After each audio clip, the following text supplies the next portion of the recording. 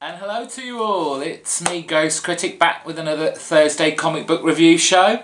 Quite a big stack for me this week, though from the quick Skype conversation I had with Costin Bromstar last night, I'm sure I heard a snort of derision at my measly 10 comic books this week, but it is a big stack for me. So let's get right in so I don't keep you too long. I was not going to pick this up. I was going to pick it up in trade, but I have no willpower. It's Fairest issue 1, the third spin-off from Fables. We had Jack of Fables first, then we had the Cinderella 2 mini-series, and now we have Fairest, centering on the ladies of the Fables universe, though in this issue we see very little of them. The first story is with Alibaba, Prince of Thieves, where he finds what he hopes is a magic kind of lamp bottle with a genie in, but in fact it's just a lowly bottle imp called Jonah, who has no... It doesn't sound like he has any great powers at all. He can't grant wishes or anything like that, but apparently his power is that he knows things. He knows how, you know, to get things. He just knows things. It's a very difficult power to kind of put your finger on and describe, but He knew when Alibaba was lying about a certain dagger he had procured. He knew how to get to this goblin encampment where the prize of this issue lay, and they did to beautiful young ladies asleep a la Sleeping Beauty. It's interesting, one of them was white and one of them was red. The white looked kind of ice queenish, and obviously the red quite warm and autumnal. It was interesting to see Alibaba went for the Ice Queen one first. It's that whole kiss true love, a kiss from their true love is going to wake them up kind of deal. It doesn't seem to work at first. Anybody who's read Fables will be able to dive in this and will love everything that Ben Willingham's doing here, and will be completely at home and comfortable with the universe that's being set up here. For new readers, I don't think you need to know that much really about what has gone in the bigger Big Brother kind of issue of Fables. The main storyline, it's easily pick up, but there are bits in there for long time readers to go, ah yes. So definitely worth a pick up. You know I'm a huge fan of Fables, so this is definitely a good start if you want to have a little toe dip into the Fables universe. Issue 7 of Buffy the Vampire Slayer. Now, I don't know how many people out there are actually getting this. I don't hear anyone else talking about it but me. I love me some Buffy. I've been a big fan since the TV show, so jumping on board with the comic book was just a natural progression for me. However, in this issue, just for those who would want to know or are collecting it and are interested. At the moment, Buffy is in a bit of a sticky situation. A couple of issues ago, we found out she was pregnant, and she's deciding whether she should get rid of it or not, and currently she's deciding to get rid of it and have an abortion. At the same time, her flatmates, because she's moved in with as norms, are deciding whether she can stay in the flat, because now they know she's a slayer. They're a bit worried that, you know, wherever there's slayers, they're a danger, so they're a bit worried, but they both decide, yeah, we like Buffy, we want her to stay. But I think that decision's already been taken out of their hands. Buffy is gonna shack up with Spike in the giant bug spacecraft. This is just been such a lovely issue as well to read. It's very much a Spike and Buffy orientated issue, and Spike's real love for Buffy, everything he does, why he's here, why he isn't somewhere else doing, you know, bad things or, you know, vampiric things, and it's all because of Buffy. He really does love her, and he professes this to Buffy very eloquently and very heartfelt. However, and I just did not see this coming at all. If you thought Buffy being pregnant was a shocker, the end of this issue, I'm just like, what? When did that happen? I'm not going to spoil it. This is such a good book to read. If you've got any interest in the Buffy kind of universe, the TV show, this just, it sticks to the character. They're not far removed from how you saw them in the TV programme. They are very faithful to that TV and the characterisations of these characters, and taking them further on and developing them. And it is just such a lovely comic to read, and for anyone who's a Buffy fan, definitely worth a pick up. Green Lantern issue 7, and this is a very confusing issue, I thought, this week. I don't know if it was some sort of kind of misprint and they'd forgotten to stick, you know, time boxes on, so to, like, let the reader know when certain parts of the story was happening, but it did seem, at least to me reading it, or maybe I'm just reading it wrong, that time was all over the place. You start off with Indigo 1. This is all kicking off the Indigo Tribe storyline, and they have this huge secret that we don't know about, which apparently, you know, Jeff Johns is gonna reveal in this story arc. But it starts off with Indigo 1 from the Indigo Tribe, and there are these panels, and they're very small, but you have Sinestro with Ben Sur in one panel in their green outfits, so as Green Lanterns. Then you have Sinestro in his yellow ring outfit, and then it's back to Sinestro on his own in the green uniform with a lantern. Whether this is just a kind of history of how Sinestro has come to be and what he's been through, it was a very concise kind of deal there.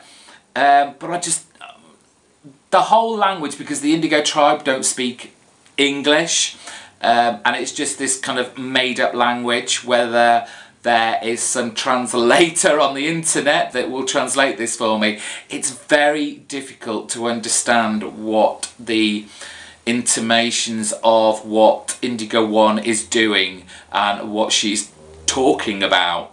So you are reliant on the pictures, and maybe not doing that very good job.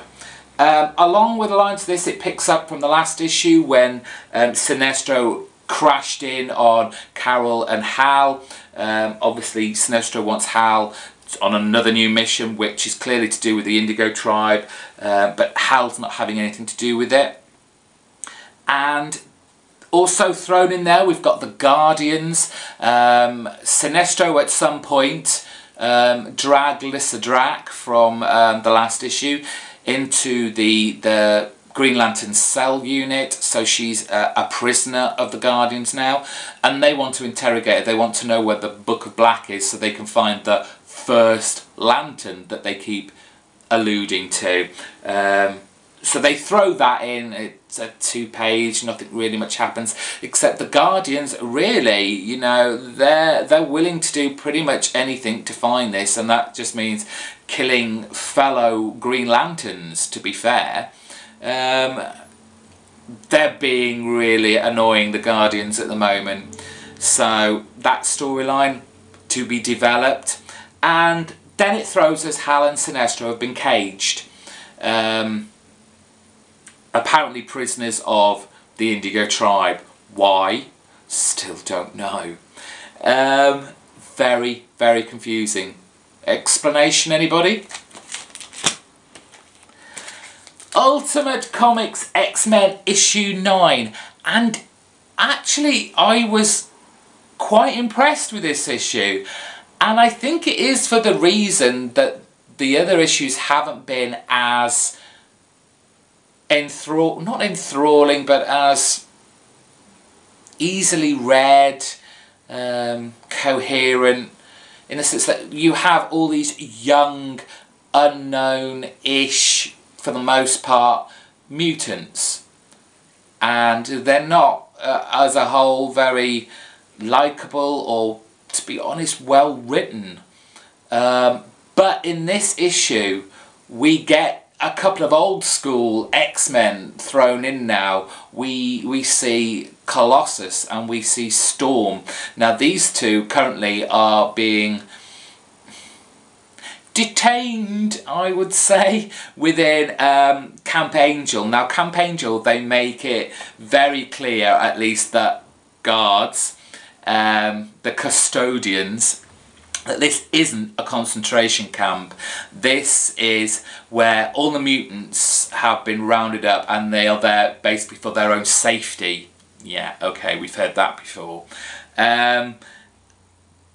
But things aren't going very well. We have, like I said, we've got Colossus being terrorised, being tortured for information, though we're not sure what that information is, and Colossus doesn't seem to have it anyway.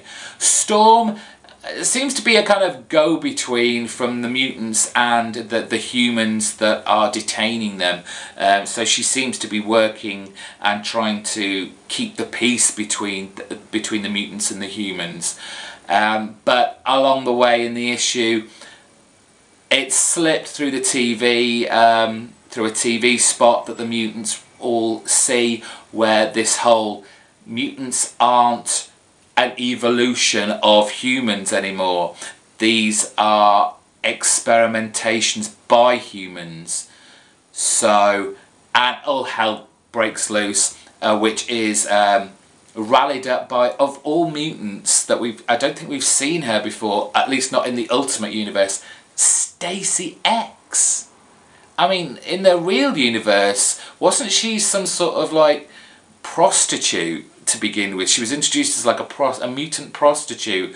She gave off pheromones that made men, you know, reach levels of ecstasy, etc. Very weird choice. But again, the story was really, really interesting. Much better than it has been. Well worth pickup. Issue 7, Batman and Robin. Oh, and this comic has got so much better now. I am really looking forward to issues of Batman and Robin now. Much more than when this new Bruce Wayne and Damian kind of team up started in our DC 52 universe. We have the final battle with the character Nobody. Robin is being tortured. We've got Batman racing to get to the scene and save his son, and that's very much a basis of this issue. The realization for the reader as well as Bruce that, you know, he really cares for Damon. He does want the best for him, and everything he does, like a good father is, you know, everything he says and does is for the benefit of his son here, Damien.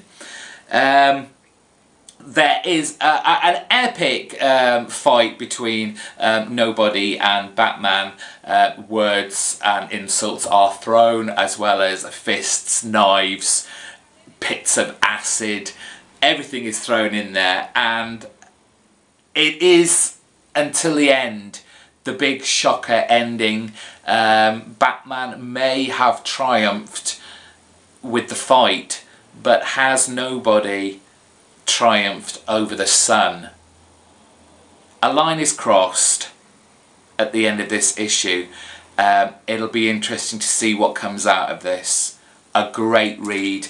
Peter Tomasi, he's really built up this title to much higher up on my stack than has ever been. Now, Batwoman, issue 7, always a firm favourite with me. We're still in this kind of multiple timeline storylines.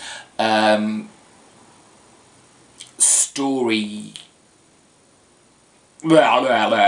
losing words now.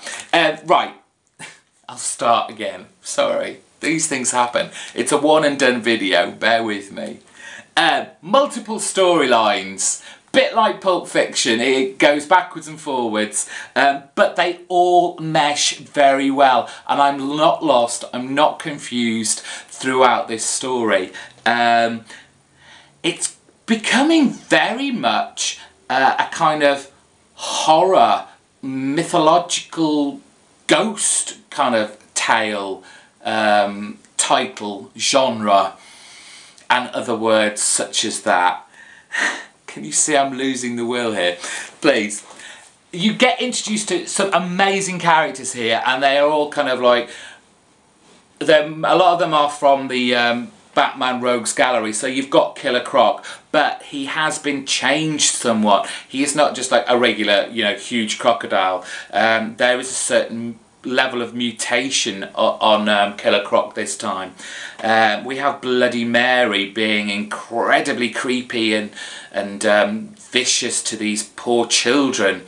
And then Falchion, who seems to be the ringleader and is in charge of all these weird, mutated looking monsters, and obviously he has his eye on Batwoman to mutate too, and what would she become?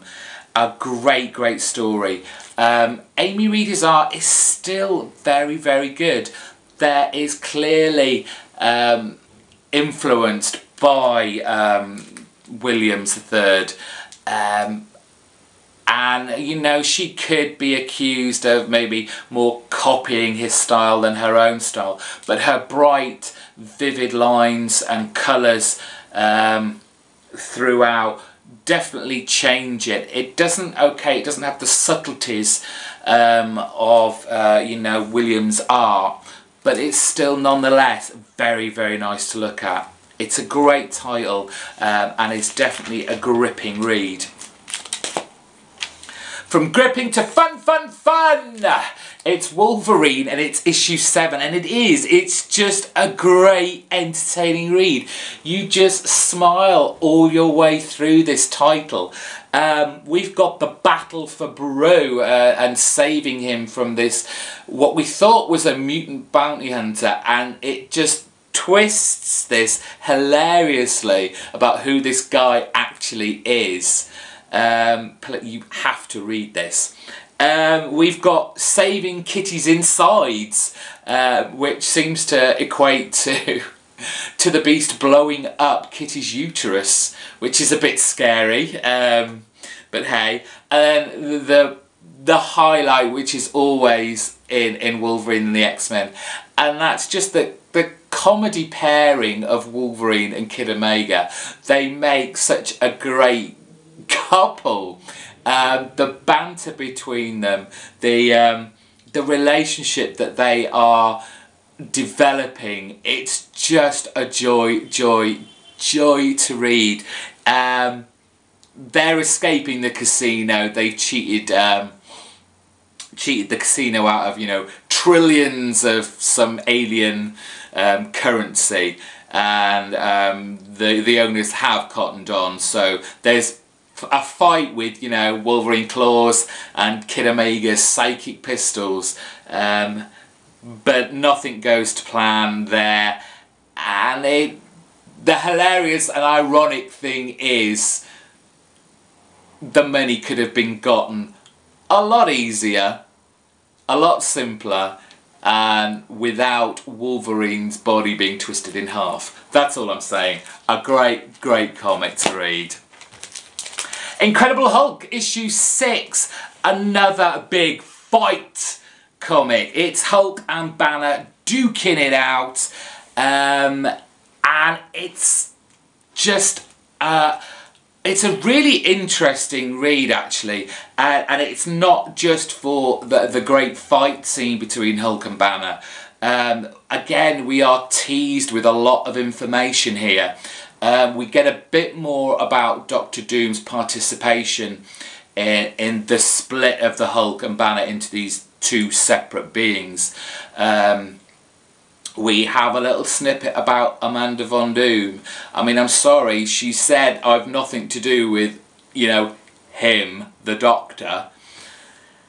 But, you know, you've got a surname like Von Doom, you are going to have some sort of connection to him. And we get a little teaser in here about that connection. She is there trying to set off this gamma bomb which will blow up the island and hopefully Banner in the process. But the great thing about this is the relationship between Hulk and Banner. They hate each other, they really do. But at the same time, they cannot live without each other. It's a very interesting combination and relationship they both have, and it's just an awesome read. We're nearly at the end. I'm glad you're staying with me. Punisher issue 9, and this was very interesting, if only because Punisher actually talks for a bit, as brief as it is. We left off last issue with the mystery person in the office, hopefully there to, you know, kill people, people from the exchange, but this has all been a trap set by them. We knew it wasn't going to be the Punisher from the last panels of the last issue, but who was it? Well, a little bit of a spoiler, but it was Rachel Cole. The funny thing about this is, for so long, all the people like the exchange, the two detectives, they think the Punisher has a partner and the partner is Rachel Cole. But of course we know as the reader this isn't the case. Well, it is now. There is a nice little touch and for the upcoming crossover between Spider-Man, Daredevil and Punisher, and it's all to do with the Omega Drive that that Daredevil got, the disc, I presume, with all this information on. There was a nice big hint, and it is a lead-in to this kind of 3-issue event, which I'm very much looking forward to. It's always great, I mean, not only having Punisher and Daredevil together, but, you know, when Punisher and Spider-Man get together, I mean, the combination of all three will be pretty spectacular. Pick this up, as always, great stuff. This one really would have been my pick of the week if it hadn't been for the release of Brian K. Vaughan's Saga. Just a fantastic ending to this current story arc, which it isn't even really an ending. I think we're going to get some sort of epilogue on this. It is The Unwritten, issue 35. I mean, just again, a beautiful cover, hauntingly beautiful. I love this title. We left last issue with Tom Taylor and Pullman at the bottom of the well, about to face off, and Tommy certainly does his best with all the spells in his vocabulary trying to kill Pullman, but things really don't go his way. And again, so much wealth and history from just this comic alone is drawn in, and almost still teased a little, but a lot of answers to questions that have been bugging us as this series has gone on. You have the origin of Pullman, you have the whole whale Leviathan and his, or its, role in the whole unwritten, the whole power of the word, the whole magic of words and stories, and how they manipulate and how they more or less come alive. So yeah, and you know, they still throw in snippets of history. Tommy's dad throughout his youth was preparing his son for just this moment. And then there's the changes in Tommy and Lizzie. If anyone's reading this, I really don't want to spoil this for you, but they certainly do change. The power again of the books of Tommy Taylor are taking over and are becoming more real than story. This is by no means, they've not brushed off, they've not made let everyone escape from this. There are deaths, people do die. Just an amazing, amazing kind of like almost end to this great story arc that seems to have gone on forever with these 0.5 issues, but still a marvellous, marvellous time to be had with the Unwritten. I won't go into this in much detail because I did the video yesterday for it, but if you missed it, go look for it. It's the video that went previous to this, but pick of the week, without a doubt, Saga. Brian K. Vaughan's new ongoing series. Just fantastic. I've read it again, just as good as the first time, if not better. A fantastic setup. I can't help myself, can I? The great thing about this is, and I read, I never knew, 123 Comic Man, for those of you who know him on YouTube, and my God, if you don't know him, go check out his channel. What I didn't know about him is he writes a blog as well. I'm sure it'll be fine for me. I'll put a link to it in the box down below. And he did a quick review of Saga. And something that I didn't say very well, or probably at all, in the last video was, you know, this story is packed with overlapping storylines. There is a lot of information in here, but it doesn't feel at all overwhelming. You have your main, these two are going to be your main characters. You also have this kind of aristocratic political storyline. You have the bounty hunter storyline. This secret magic cult against what appears to be kind of like a technological ideal. So there is a lot in there, but you read it and you just soak it in. It's fantastic. Go pick it up. And I have gone on far too long today. I hope you're still with me. If you are and you love this and you just found this video by chance, there's a subscribe button up there, so don't miss out on another video. Thumbs up, thumb it up. We love lots and lots and lots of thumbs up. At least I do. Put all your comments down in the bottom. I try and reply to every single one, and I pretty much do. So now, with 28 minutes, my God, my longest video, I'm really sorry. I'm out of here. Bye-bye.